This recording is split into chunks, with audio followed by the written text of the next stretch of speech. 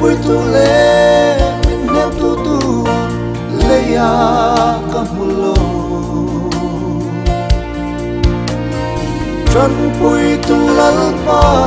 kangai em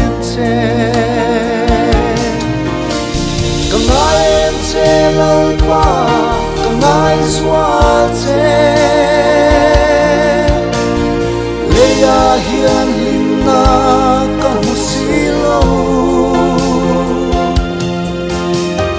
nungai le mang an ret hei na zong Isu ikiama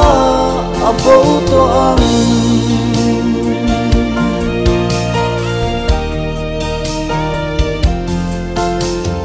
Leia hian song rethe de ta lim ni a om si lo Million de le miro puiten le lim na paran klana Maseleya hian ring tu te red hei ma ila Iswan ne ang swan kan lim to ang Kangai em se lalpa kangai swan se Leia hian lim na kamusilo Lungai le mang an ret hei na zong po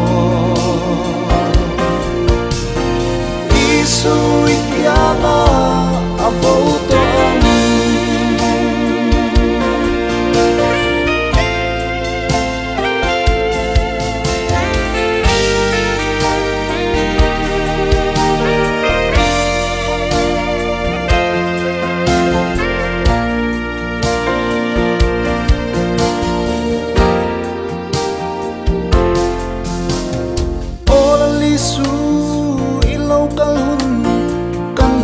Lel eme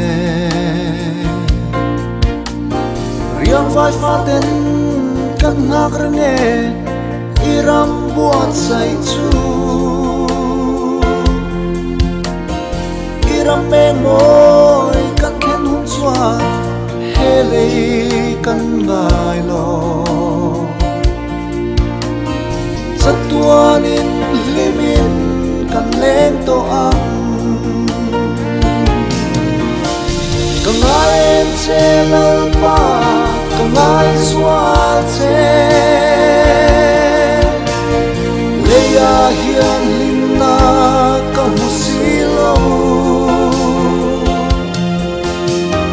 Lungai le mang an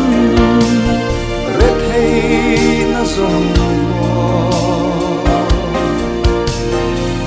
Isu ikiama abou to ang